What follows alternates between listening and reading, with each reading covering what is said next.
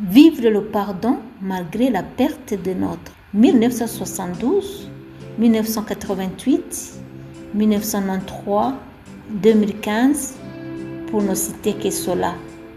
Restent pour beaucoup de familles des périodes marquées par la douleur, les pertes et des blessures profondes. Certaines blessures ne se voient pas. Elles restent dans les cœurs, parfois pendant des générations. Perdre un père, une mère, un enfant, un frère ou une sœur dans la violence laisse une douleur que les mots ne peuvent pas toujours exprimer. Mais aujourd'hui, une question demeure. Comment continuer à vivre avec une telle douleur sans laisser la haine détruire davantage nos vies?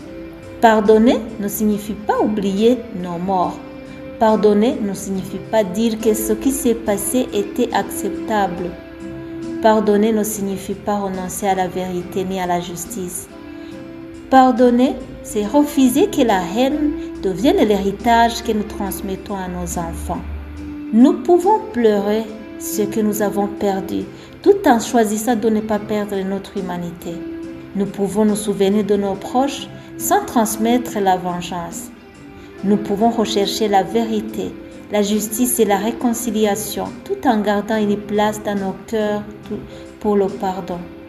Nos morts ne reviendront pas, mais nous pouvons faire en sorte que leur mémoire ne serve pas à nourrir de nouvelles divisions. Que leurs souvenirs nous enseignent à construire et non à détruire, à nous réconcilier et non à diviser, à pardonner sans oublier. Plus jamais ça, plus jamais ce silence lourd de larmes retenues, ces ombres sur les murs où nos vies se sont tues, ces éclairs de violence au milieu des matins qui brisent net l'espoir et figent les destins. Plus jamais cette peur qui étreint la gorge et l'âme.